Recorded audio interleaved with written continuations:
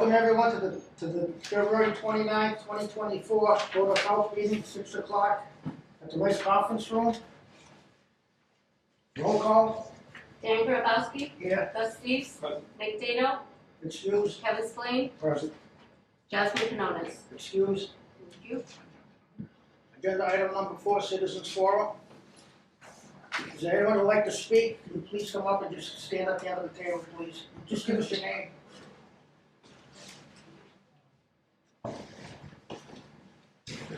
Mike Marchetti, 120 Marie Avenue, also on Southbridge Town Council. I have had a couple of residents who have asked me to ask some questions about curbside. One of the questions was if there are two people like living in a duplex, one person upstairs, one person downstairs, they only put out maybe one bag a week each. They want to know if they can combine and both share a toter.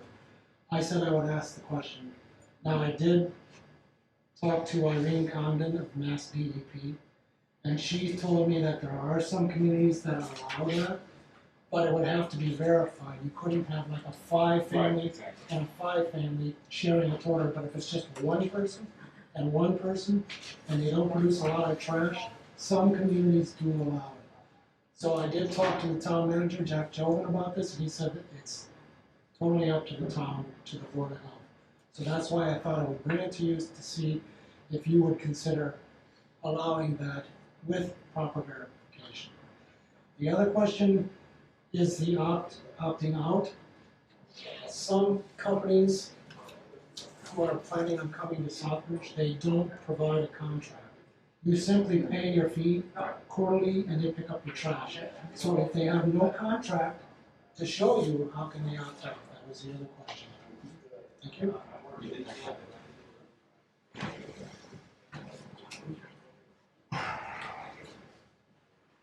Are there any other citizens who wish to speak? Ed Lage, and two family. But if anybody would have an empty apartment who don't rent it, why would they be charged for two families? I mean, can it be opt out where, you know, they're not, there's only one family, or two family, or three family, or whatever? Because it's just the, you know, little, it's more expenses involved, but you're charging, and you're not, and there's only one family in the dwelling. Okay. You mean that in like a permanent? Gus? No, I have my question and answer. Thing is, he's talking about the duplex. He lives in one, the other one's vacant. We'll be discussing this later on anyway.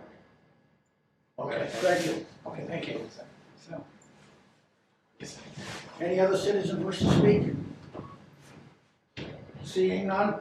Agenda item number 5, review, discussion, and vote on changes to the Code of Regulations, Chapter 2, storage and disposal of solid waste.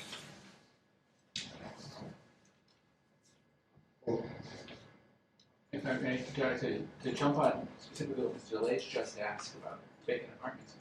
So clarify, if I can go to him. So to clarify, what is it you're actually concerned about? Are you concerned about, as he mentioned, duplexes, or are you concerned about? Because I can think of a situation where there's a house right down the street from me that only has a couple in it, but it's a very large house. It could easily hold a lot more than it does. And that was actually something we didn't talk about when we were sitting there. So what do we think about what he was talking about? We did talk about that in our proposal. It talks about, let's see, well, to raise also to Mike Marchetti's question, section 5.5.5 at the moment does say sharing of toters among 2 or more units will be prohibited. That's prohibited. Yeah, that's correct. That's not enough for conversation. And that was voted on it. And that, no, yeah. So it is up for conversation. And it was more an Conversation stops here now, Mr. Marquette. That's what I'm trying to tell you. And one of the issues that we had talked about. We're not having a back and forth. One of the issues that we had talked about with that particular issue was the issue of trying to keep tabs on it in terms of people whether they're moving in and out of houses, whether you can't keep, I don't know how we verify that it's a permanent thing. That would be a concern I would have. As far as the issue about vacant apartments and storage and charging for only one toter there, for only one family there, how do we deal with that? If it's a large, multi-family house, but there's only one family permanently there, how do we verify that? Well, the landlord, That's the question. the landlord would have to verify that there's vacancies. But the question would be would it be permanent vacancies? I mean, what he's suggesting, as I'm assuming from reading from what he was saying, is basically a permanent vacancy, the only one family lives there, or one couple lives there, in a facility that could be 2 or 3 or 4, if they wanted to fill it up. So you see, so that vacancy this gentleman's talking about is not gonna be filled, so in writing, to prove that that's gonna be a single unit. I would have no problem with that. Because if it's not gonna be a permanent, if there's no one's gonna live there, you shouldn't get billed for that extra apartment. I agree with that. So in writing or Put verification, it in. put it in writing that you have some proof that it's a single dwelling. It's now turned into a single dwelling, even though it's a multi-purpose house. Because we did not put that into the text that we now have. So we'll put it in house, so you will only get billed for that one, providing that that's only you. So how would we want to say that? Oh, hold on, Jeff. When it comes, when we write that as a duplex, when it comes to duplex or as a multi, I would say be any multifamily. any multifamily, Where there's only one occupied unit. it's one dwelling, it's one occupied dwelling, where other ones are vacant, in writing or Is that a proof. motion? Is that a motion you're making? How We're are trying, you at adding the that? moment, we're just trying to figure out what it says This is open discussion. before we actually add it. Trying to figure what we would say, how we would say it. Regulations. I know, but the thing is, you're trying to add it, but what if other board members disagree or need to interject on what he's? Well, once Oh, we're done, absolutely, then you can raise your hand. absolutely. That's how, it's not just between me and him. Right now, we're talking, and after that, you can do it, raise your hand. I was just curious. This is just being added on to the code of regulations. That's all it is. It's open discussion amongst the board members. Sure. You all have to say, it's not just me and him, but we just talk right now, trying to formulate. I just didn't know if it was a motion or not. No, we want to prove in writing that vacancy, there were vacancies, somehow to prove that, there's only one, just to prove that there's dwellings and non-dwellings. Right.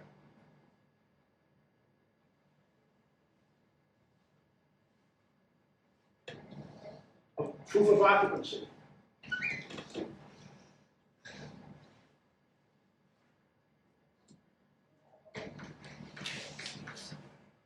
That's something I general. Yeah, first of all, I don't agree with that. Because that is gonna make her job so much tougher, it's not even funny. Because the fact is, I'm not pointing any person, any property owner out. How do we keep track of, how do we know if or when that second unit, or like you said, multi is rented or not? We We cannot. were talking about that. The other reason I wanna state is, I own rental property, I own properties. I'm gonna get charged anyways, because being an owner, you buy, anything you buy that's more than a single family residential home, you buy for an investment. Whether you rent out that second, third, fourth, fifth, 10th apartment, that's your fault if it's not rented. You should still have to pay because it's an income-based property that you're making profit on.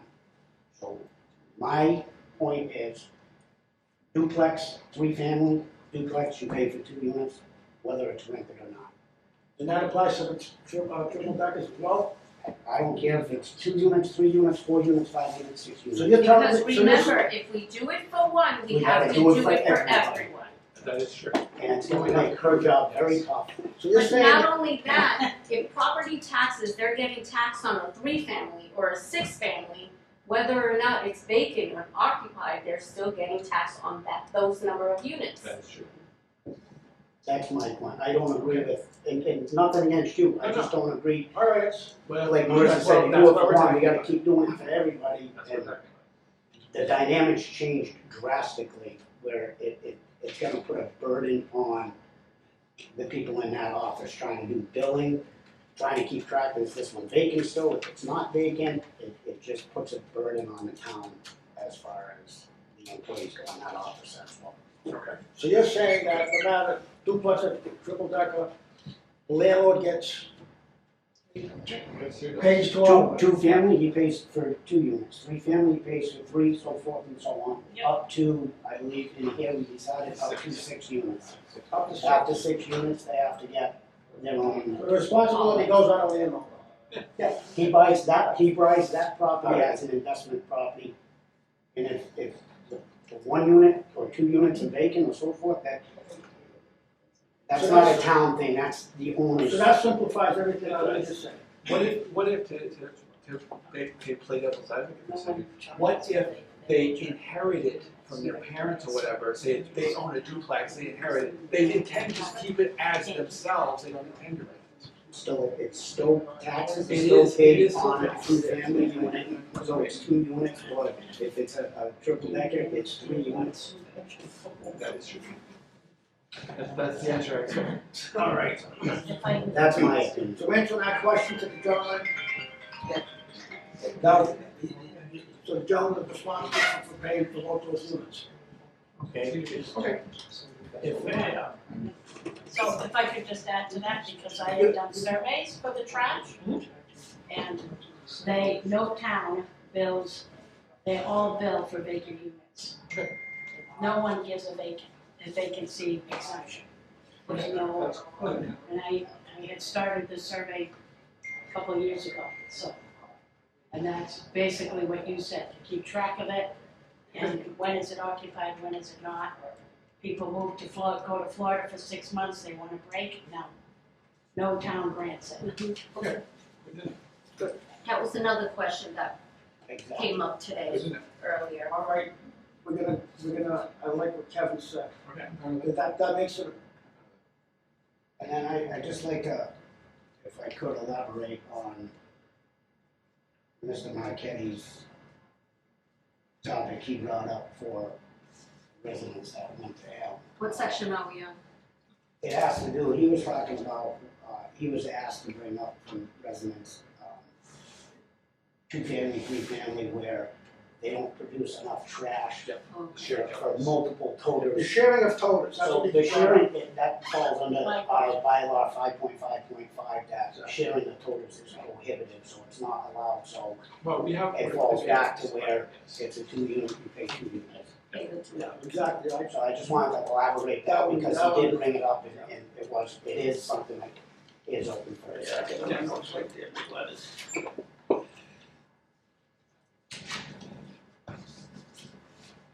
And if I may bring up something else that was brought up a few minutes ago about the idea of, in our section of 5.5.2 proposed text, would allow for those companies that do not give contracts for for people to opt out by providing a copy of a contract, a bill, or other document acceptable to the health department. You know, so it's something preferably something with company letterhead, or, you know, a bill is obviously acceptable. So I agree that some people don't get contracts, that's fine. You get a lot of opt-out too, if you're Right. charging for an empty apartment. You will get a lot of opt-out. We'll see. We might. Where- As I recall, the council set it up with like a 10% window. So. we'll One see. of the towns had sharing of toters not approved. Mhm.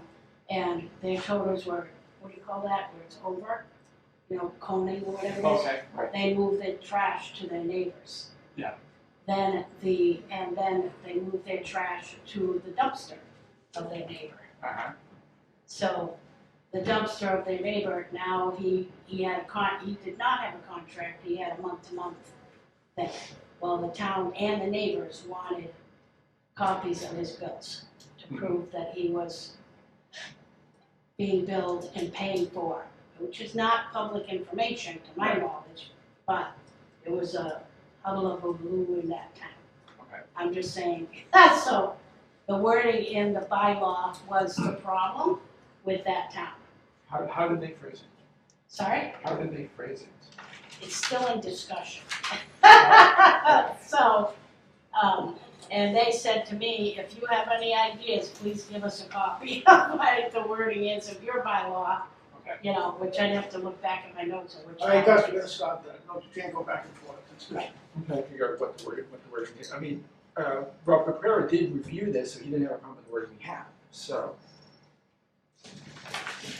Also, I'd like to add, this is kind of off of this section, but it's in section 7.1.1, the permits required section. When I was looking through it, the subsection B, it occurred to me when I was reading through that actually this afternoon, that if you read that one way, that would allow individual landlords to become regular haulers, which is not what I want. So I was thinking of adding this text. This shall be limited to transport between their own properties and shall in no way allow them to be a more general MSW hauler. Can you read that again? It says, this shall be limited to transport between their own properties and shall in no way allow them to be a more general MSW hauler. Do you wanna add that? Yeah, because I figure a reading it without that, it suggests somebody was creative enough to use that wording, they could just become a general hauler without paying the bills. If they were just had a pickup truck and they wanted to get creative about being an entrepreneur hauling fuel from all over the place, they could theoretically do that. Because the buildings still need to get charged per unit. Now that's a completely unrelated issue. This is a separate section.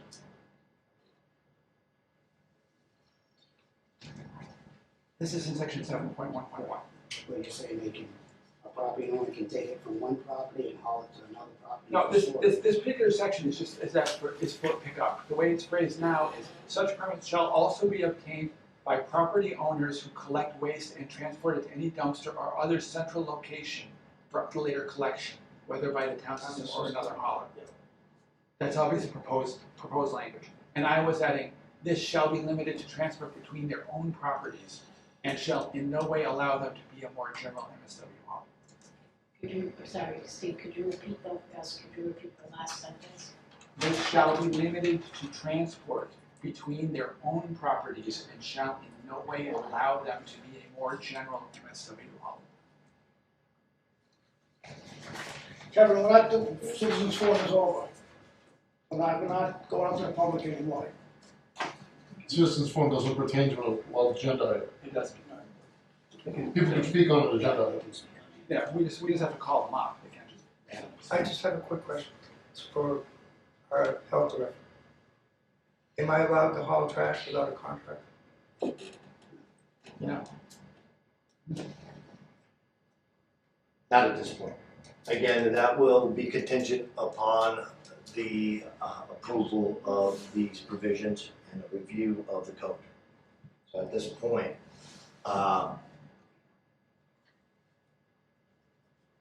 taking into account that this will pass, no. But currently, okay, to move trash like that, the intent of the trash hauler's permit is that the hauler generates an income. That's how I would say it. That's a trash hauler, okay? Basically in a commercial sense, all right? By definition. So that you bring out a very good point. I would say currently right now, yes. Now, we are in the middle of discussions right now to have these amended. So we're in between, okay? I can answer that more definitively subsequent to this meeting. I was just asking for clarification because it just seems odd that I would approach you or somebody else and say, oh, you don't opt out of the program and I'll come pick up your trash. With the No program, contract, with the no, current that's- regulation, It's really under the table. yes, It's under the table, I know what nobody you're asked. getting Uh, at, okay? that would be maybe. That's It's a very good point It's very good. and a good question. So it has to be a contracted hauler that picks up the trash. A permitted hauler, a permitted, which will, what we're looking at is in order to substantiate that a hauler, okay, is permitted, okay? And what constitutes a hauler's license, okay? So whether that's commercial or just residential haul, okay? By definition now, it is a hauler's license pertains to a commercial entity that, again, makes an income on haul. That's a hauler's license. So this is a different variation. Any questions on it, right? Yeah. Something else I wanna bring up, and we got two things, if I may. This regulations that we're gonna be voting on is, if I read this correctly, is up to 6 units in a building.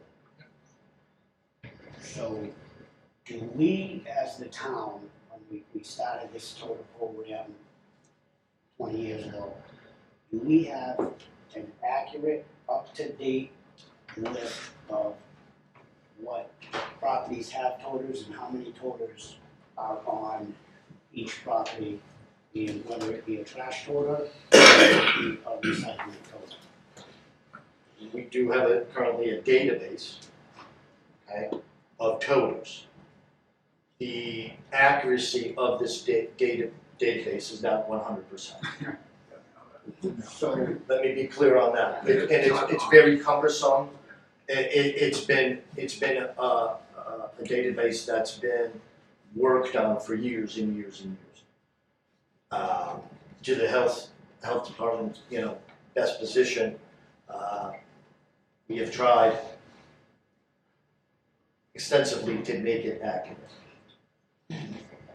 if I may. So my thing is with driving around town,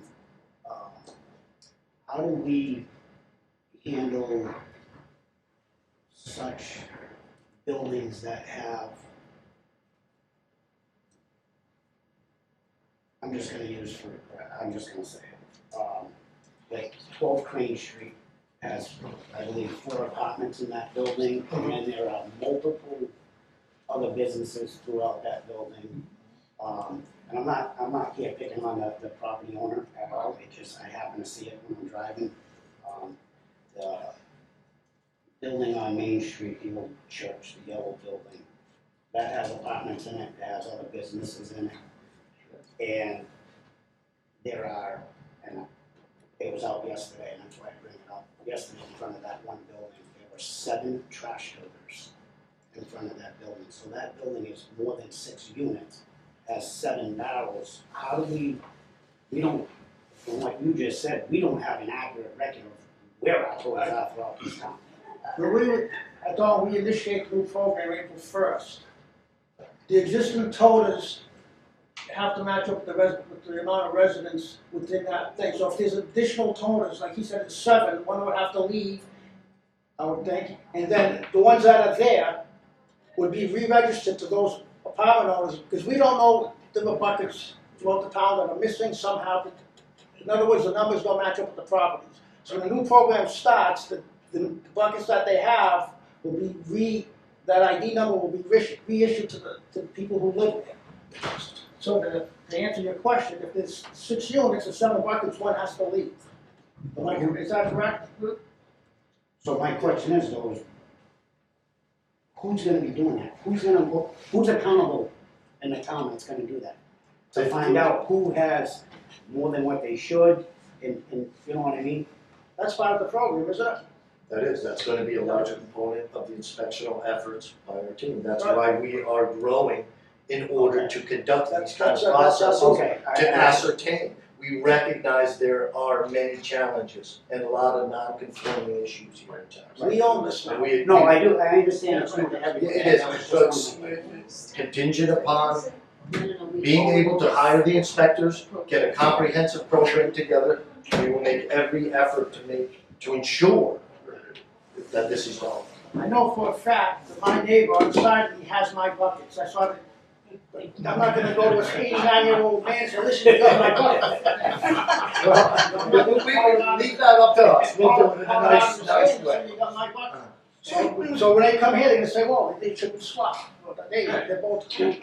So as I take from what you're saying is, with the new staffing coming on board, all toters are gonna be re-registered with the new number, because all toters have numbers on them. That's all correct. That's the goal. Yes, that's the goal, that's our effort to be applied. Oh, go ahead. Actually, I wanted to ask a question, dovetailing off of what you said. When you were saying that, I was actually thinking more of mixed-use buildings. They're technically commercial. Under the circumstances you were saying, they should have a dumpster. Yes. Yes. But if they're having toters, there's an issue there, because they're commercial. That's How what do we address that? And maybe we should be putting that somewhere in this section to clarify that as we know it, these mixed uses will be treated as commercials rather than residential. Because they are. Valid point. That makes sense to you? Isn't it in here already, because it's over 6 units? It may not be, because in your case, for example, you cited that it has, I guess the technicalities, you were saying they had 6 residential units and some commercial units. Or the Crane Street property has 4 residential units and a bunch of commercial units. And that's true of a whole bunch of properties. In fact, most of Main Street is like that. Correct. So I think we do need to clarify that specifically. Somewhere in the text, I'm not sure exactly where we put it, but.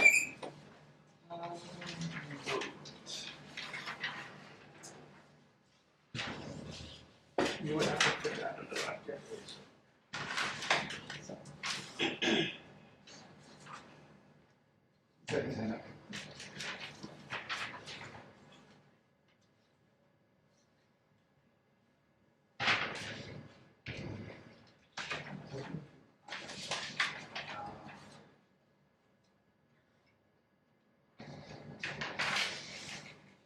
I guess we can probably put it as an amendment to section 4.1. Which one's six right there, 6.1.1, right? I'm thinking it would probably fit actually under probably 4.1. So where it specifically talks about the owner of any commercial business dwelling that contains 3 or more dwelling units, blah, blah, blah, is responsible for the final collection. And then maybe we can throw a D saying mixed-use buildings will be treated as commercial buildings for the sake of this regulation. Mixed-use buildings? Mixed use.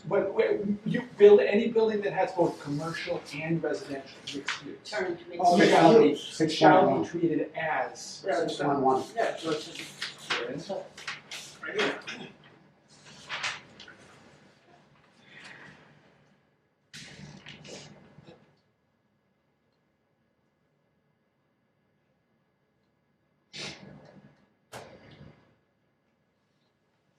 Well, it does, that's what that should cover, yes, but apparently it isn't covered, so.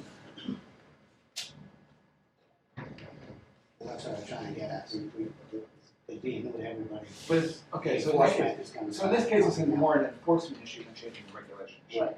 Okay, that's fine. It's just differentiated. Yeah. And commercial, not. She had her hand up like that. So, through the chair, thank you guys, because that makes my life easier. But I did have 3 people regarding commercial mixed-use properties, and where he said, well, I'm gonna leave out the vulgarity. Because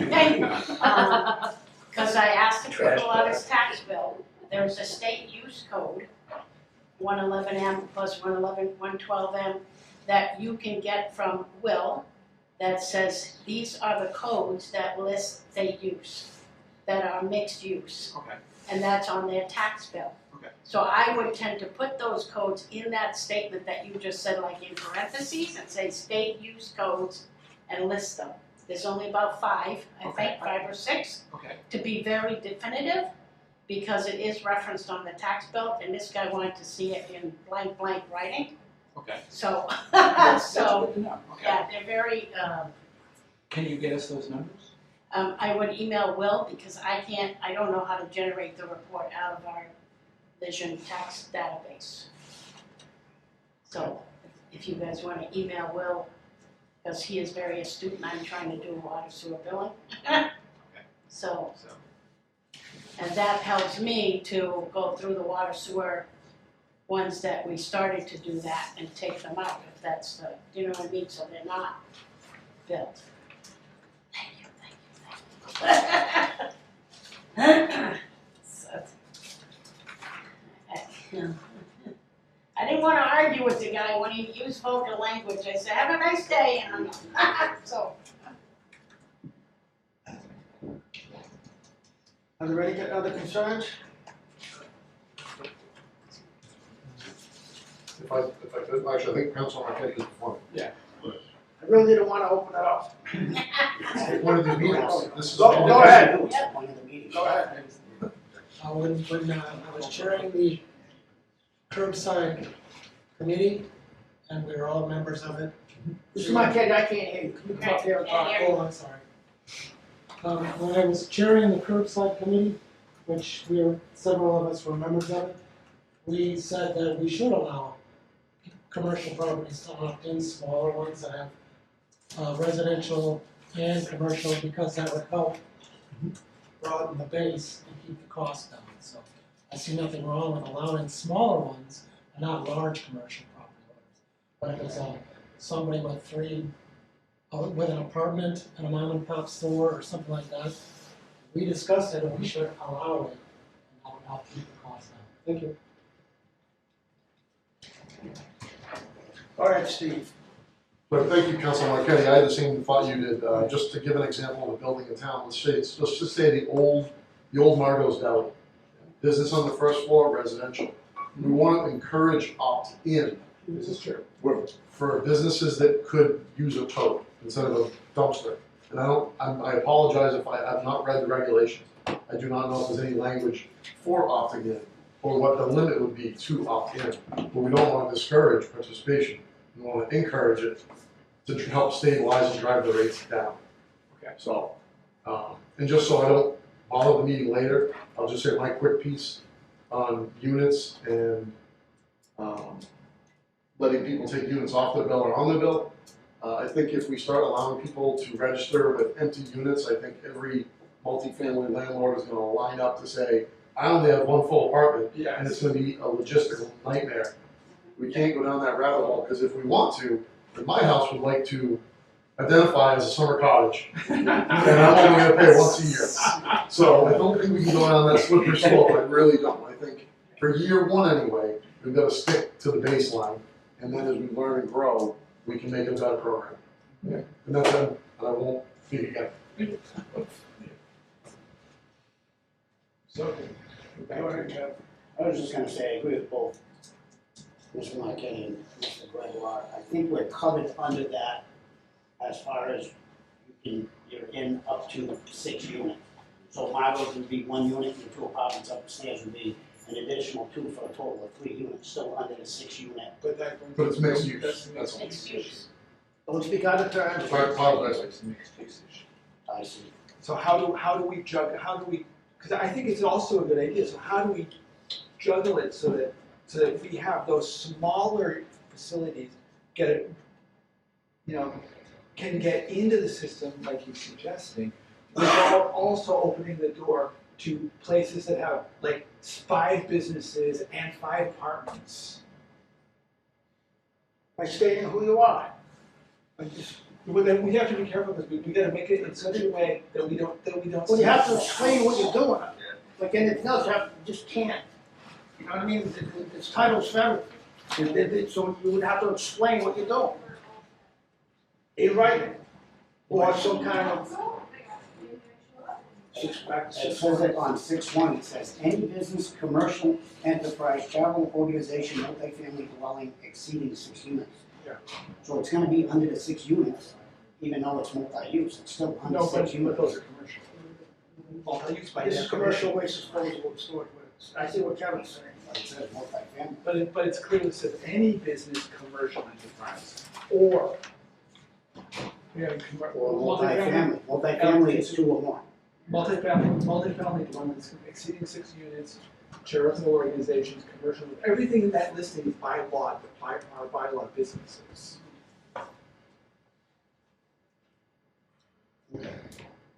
Technically, I think that the three families are often also commercial, but they're usually not treated as such. By law, they're usually treated as residential. So it's kind of a weird gray area. Maybe she can explain. We don't mind. Go ahead. So, thank you, through you. The three-family is only residential in most state use codes. Okay. A four-family and above gets an income and expense report every year that they have to file. So 1, 2, and 3 don't have to fill out this annual form. 4 and above have to. Okay. Because they lose their appeal rights. Second of all, the multifamily, if you get that list from Will, the mixed use, they're different codes. So what you guys are looking for is one particular code that you could send a letter to these people and say, hey, and whatever you want to say. But I'm just saying you can separate, by Will generating this report, these mixed-use codes are defined differently as to what is there. So you could have 15 of one type, you could have 300 of another. Do you know what I mean? So that I think you need a definitive mixed-use report from Mr. Knoyer of all mixed-use codes, or mixed-use properties, town-owned as well. But anyway.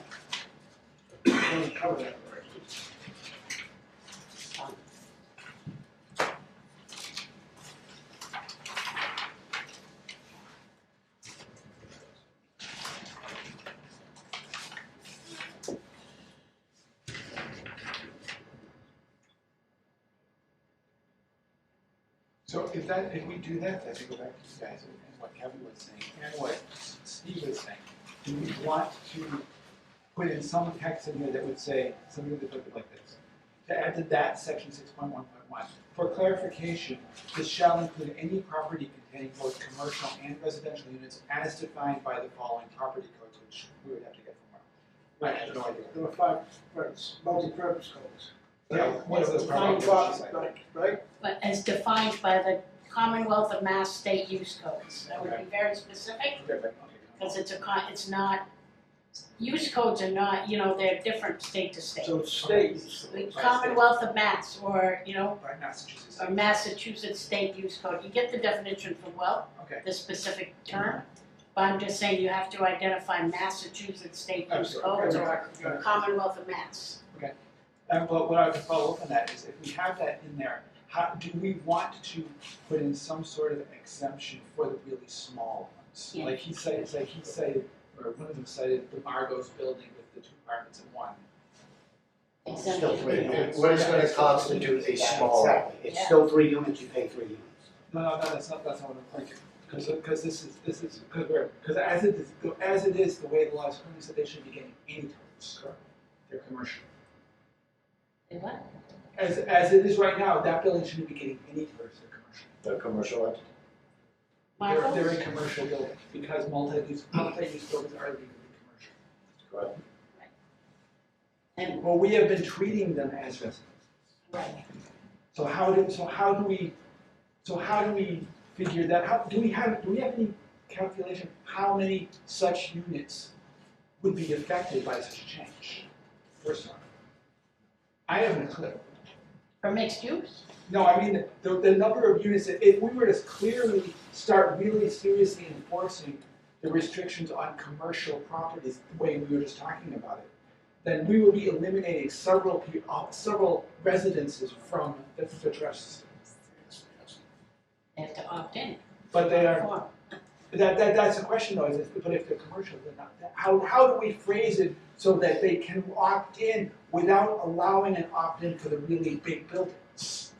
By Hold that state on, use hold code. on. Oh, That's go what back, Jeff, that's what I'm trying to figure out. I'm looking for ideas how we do The this. easiest way to solve that problem, we pay Robbie Capura for that. Have him, that's what he's here for. That's a good He's point, our legal yes. counsel, have him do it, so legality-wise, it's written the proper way to cover the town. I said, That we makes forward sense. that to Rob Caprera, Very good. ask for his legal input on that, on how we add that wording. city's regulations.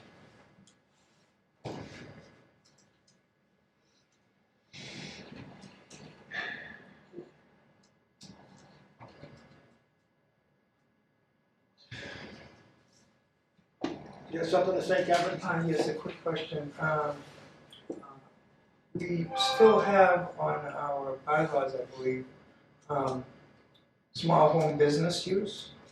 Is that still within the system?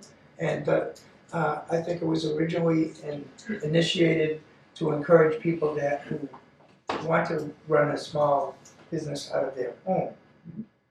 I don't believe they're specifically considered a commercial entity, maybe they are. It's just another aspect that, like we seem to agree that we want to see small businesses who can live within the specified total size with appropriate refuge to opt into participating with curbside.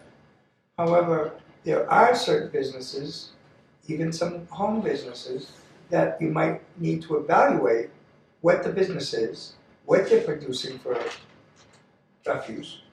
Because we try to emphasize the fact we want our residents once a week to clean all the trash, filth, and put it out to the curb. However, when it comes to businesses, and especially like I said, if it's a small home business, maybe it doesn't even reach the criteria. It's just another consideration. I would think if you can open up a business, you would have to register your business with somebody. Am I correct? You have to go to the planning board. So that would answer your question. You register as your business, you tell them when you generate, and then it's taken care of. Right? You don't just open up a business and without anybody know. I'm not familiar with the business. Through the chair, the town, small businesses in home or otherwise, have to file a business certificate approved by the inspections office with the town clerk. Alright. So through another software that the assessor's office have, another code, a report could be run by Will, or our software, our vendor, to tell you, which ones are below the taxable value would tell us that they are home businesses because they are below the $1,000 minimum of, taxable value. The ones that are above, say, a transportation company, you know what I mean, a steel, Right. Like River Street, what do you call it, the knife place, those are factors. There is a small percentage of home businesses, small. Yeah. I mean, probably 1% or less. So your biggest nut to me is the mixed use. Yeah. And getting that under definition. Anyway. For instance, the one on East Main Street is, I think he said, there's one place that's a beauty parlor, there's a house with 2 apartments above and 2 suites below. So the same thing, and he said, I'm right in the middle of a business district, I have my, why are you gonna bill me for trash? This is not, it's a general business district. So zoning comes into play too, according to this guy. So, but in his case, is he getting coders, or does he have? He wouldn't answer me. Which tells me he's probably getting coders. Right. So there you go, I'm just saying, I'm cutting out the. I get that. And that's not the only one. There's certain areas that, and the fact that with Margot's, once it's, which Mike, Julian can confirm, once a business entity moves out and closes the business in that location, it uses its state use designation. So when it gets, somebody else goes to buy the property and a business has to go in there, that has to go before the planning board and there's zoning and that, to say. So right now, it's a vacant, commercial first floor, could be anything that could go in there at this point because it's been empty more than 2 years. So, it's expired. So. Either 2 years or 3 That years. raises a weird question because then you have the vacant commercial side of the property, but the apartments are still occupied. Correct. So as the other guy said, then those people should fill out a form to say they have a hauler or they want the town to pick it up. So basically, So that, you send them a letter, here's the form, you opt in or you opt out. Fill out a form They by a have that certain option, date, they don't opt out. right? That's absolutely. Right? but that goes. The owner of those units, Right, the land property the owner, property, not the tenants. not the tenant. So in They that do not case, make the decision. if we do that, then where do we draw the line so that we don't have the situation of, in that case, that's kind of a relatively cut and dry situation. But how do we draw the line where we have some buildings out there that have many tenants and several businesses? Whether or not they're vacant, I don't care, doesn't make any difference. But That's there are what some we're gonna businesses, ask Rob to do. that's where we need. All right. That again is your state use code.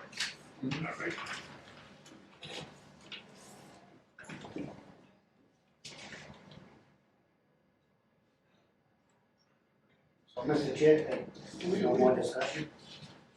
I was just about to say, to speak, we already reviewed the changes on the code regulations, am I correct? Are we done with?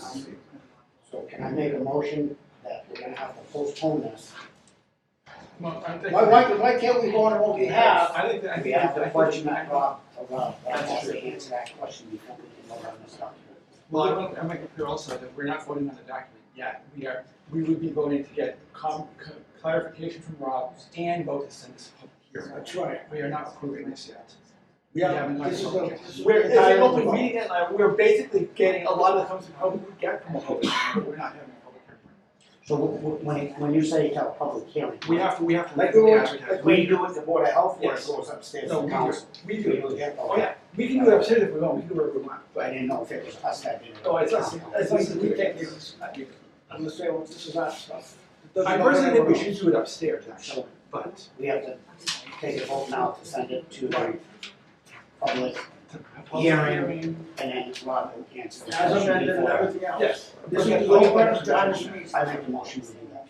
I'll second that. We have a date for that, right? We're gonna discuss this when it comes to the schedule of next meeting, guys. No, this, I'm talking about specifically the public hearing. Right, yes, right, we're gonna keep that separate. Do we vote on agenda item number 5? Because I think we have to, actually, we have to set a date now, as part of the motion. Sorry. As part of the Wrong motion. man.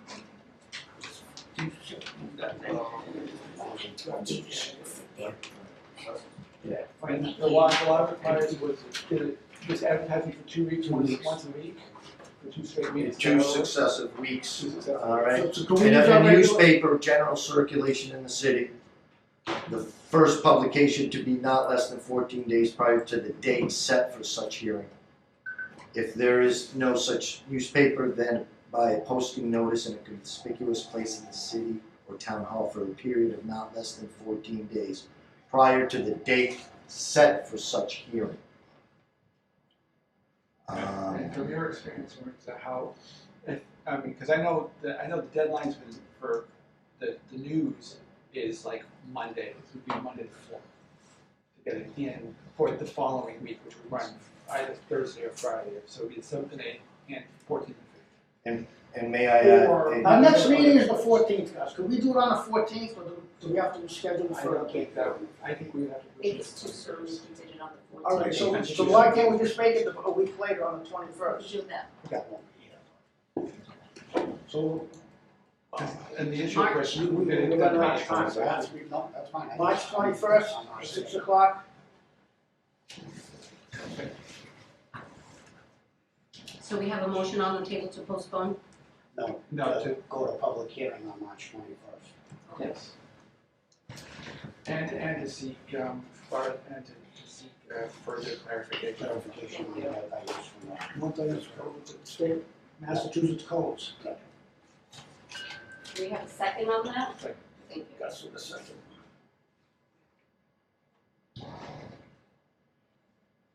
Any discussion? Gus Steves? Yes. Kevin Spillane? Yes. Dan Grabowski? Yes. Agenda item number 6, I'll send review. my notes, and I'll send you. Yeah, you and I will sit down together. Agenda item number 6, review, discussion, and vote on Board of Health's fee schedule. Does this have to go public? Oh, yeah. The fee schedule, yeah. Please.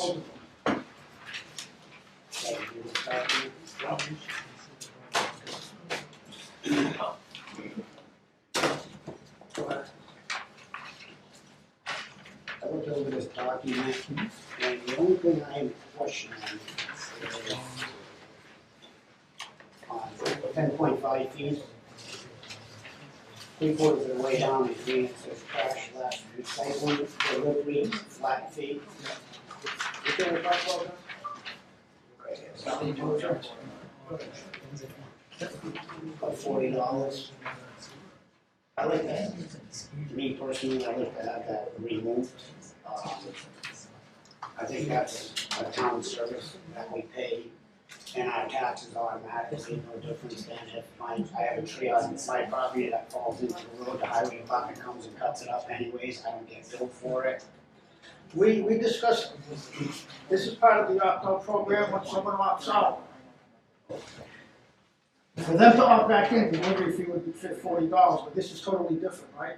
No, that's what we would be using this for, but I think this is also designed to be, if I'm not mistaken, we were talking about this, wasn't this kind of designed to be also if they're replacing them? Right. But it's not for the first, it's not for the first ones. This is in concert with what the contract says, the agreement with the contractor. Okay. Casella will be delivering the toters. So that's good. They will be charging for the toters, containers, in conjunction with a fee to deliver. So that's this. So, that's their fee, but what we've been doing now is delivering, which we are not going to be doing other than new, brand new owners. Because that's not the responsibility of the health department any longer. So this is only, we wanna be in concert with their schedule, their fee schedule. Right? So they are in agreement that was between the town and the contractor. They will be providing a certain number of toters per year to individuals. Now, we still have a supply of these toters, but it's no longer the responsibility of the health department. The ones that we have stored, correct. We will only offer those for new, brand new dwellings. And that's Okay. what, is that what this is for, this particular line? Yes, that's what we're saying. It's just for brand new dwellings, for brand new dwellings. Am I correct to say that? Okay. So Casella's gonna charge the town $40, and it's the town's responsibility to collect the $40. They're charging the resident for the toter, for the delivery. And Wait a minute, so How in much this is case, that? in that case, How that much makes is this a that? double fee. double, yeah. Right? No, it's not, this is the case, we deliver it. Do you understand? If, again, we will only deliver it to new constructed dwellings. You mean Casella would not deliver to you? To new ones, Yeah. that was, Doesn't make sense. that responsibility. Okay, well then, Excuse me, hold on. if this fee is removed, what I'm trying to convey, we are no longer in the business of delivering toters. Okay? Let me emphatically say that, we will not deliver toters, that is not our responsibility, yet we still have toters in stock. Okay? But we were talking, when Maritza and I and Dan were talking about it the other day, well, one of the issues that we were talking about was the fact that we would be delivering toters. We will not be For people who need replacements or whatever, Will not be- they would buy them from us, but. that's incorrect, not per our agreement. This is going to be confusing. Okay, we were doing all of these procedures, okay? Madam, excuse me, quiet. Moving forward, we will not. Okay, and this is simply the agreement that was made between the town and the contractor. Casella.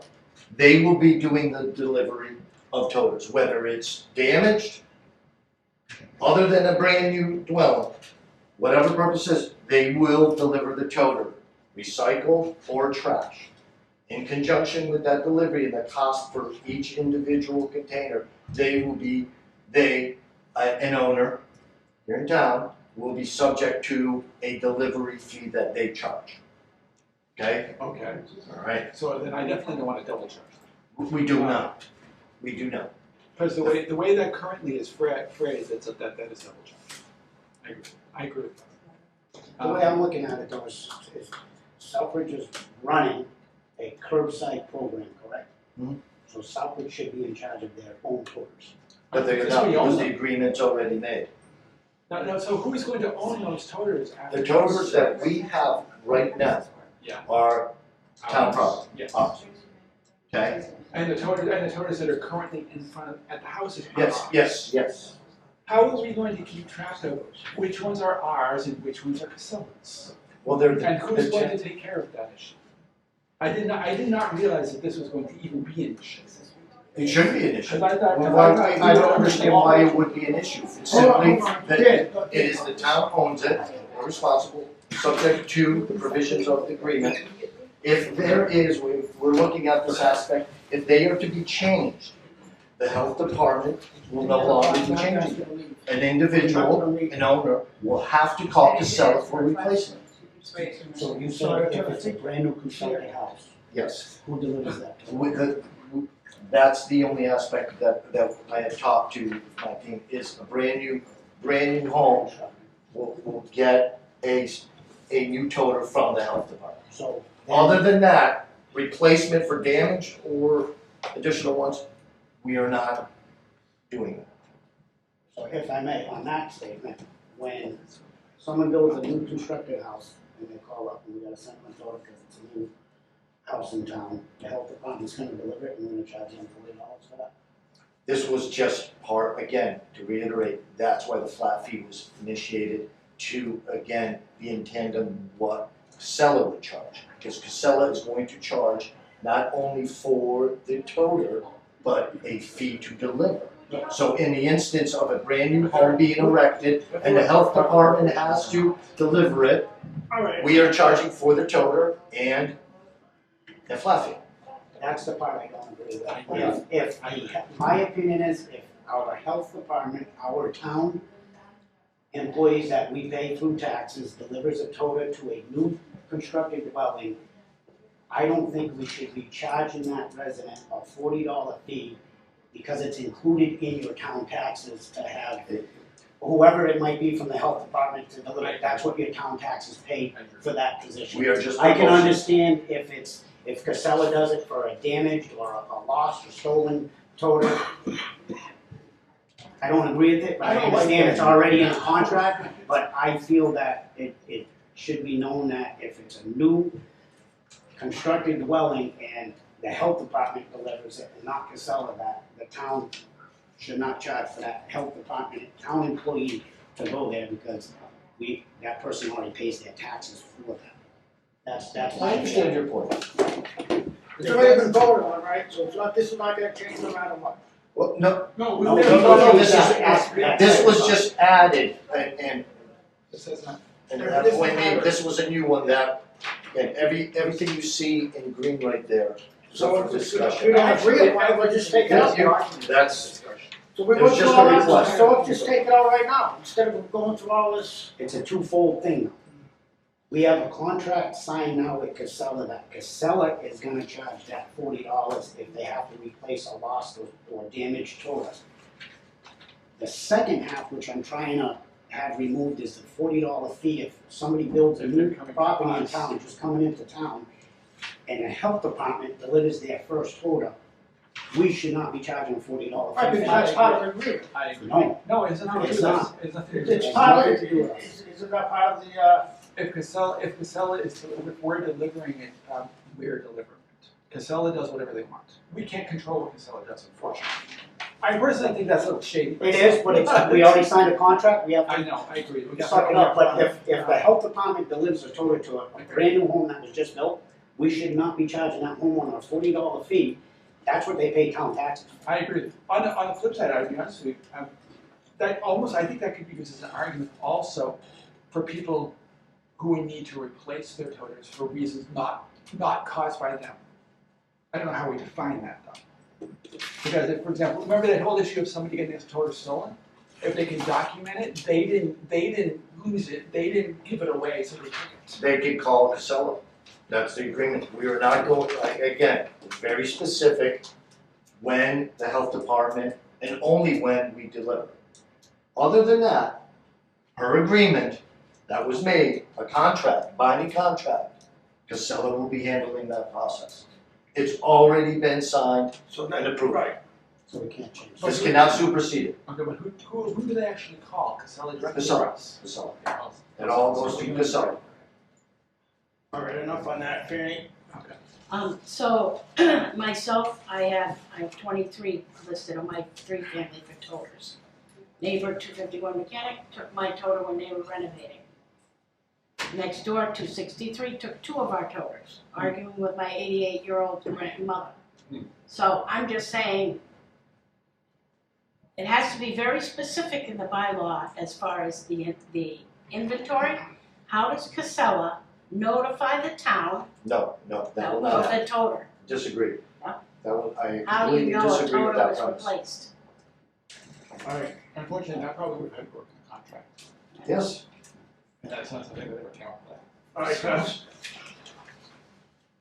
Go ahead. One thought, so Mr. Jim, when, on my time on the Curbside Advisory Committee, it was a sticking point with me that, there was some question as far as, ownership of the toters.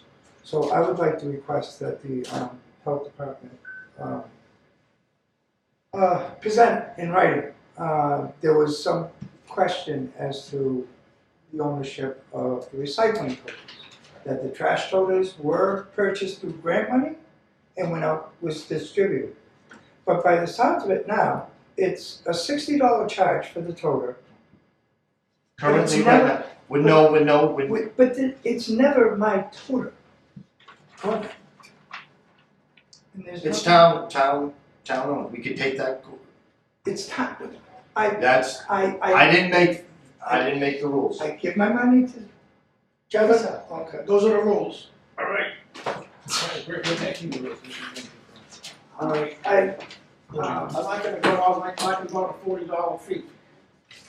It's all been discussed, it's already been set, am I correct? What the contract does and what. We're gonna, so we can remove the flat fee So it's either then, On the town side. on the town side. More important with the fees, if we can move forward. Food service, retail food establishments, haulers, housing re-inspections, disposal works construction permits.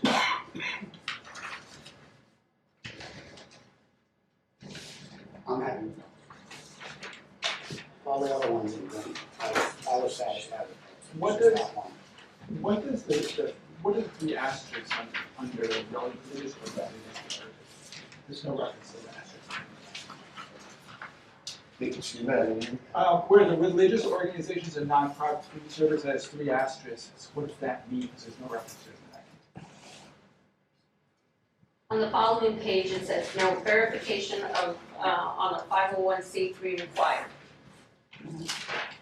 And that is to ascertain nonprofit status.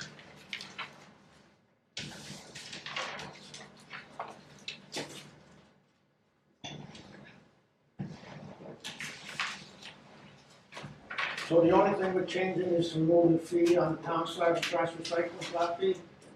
And everything else is fine? The question regarding the fees, because I didn't see the schedule, is there a fee to process a final bill?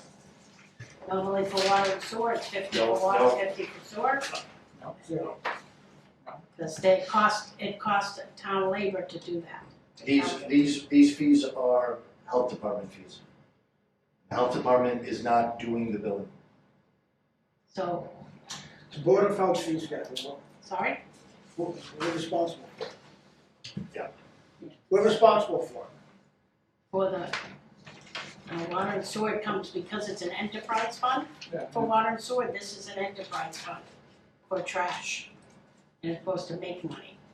So, I had proposed that we charge $25 too, and it gets posted in the charges, and in that software in Unilink, there's an option to do that. That we're going To to, close off somebody's service, is that what you're saying? can't hear you. You're talking about ending somebody's trash service. Moving it from one person to another. the When they attorneys sell- when they request sell a the final bill, When they sell the property or something. right, when they're selling the property. So it may not be under the health department, but I don't know under whose department it is. I don't wanna just slap a fee. Right. You know, and then this is the bylaws. The other question with the bylaws is who would be responsible for the abatements? If I'm a clerk and I make a mistake, the taxpayer, the owner, has the right to file for an abatement under state law.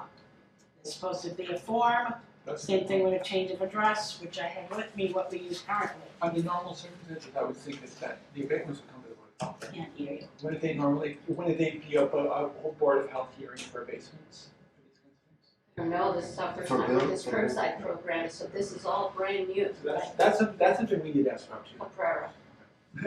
That's not what I had thought. All right.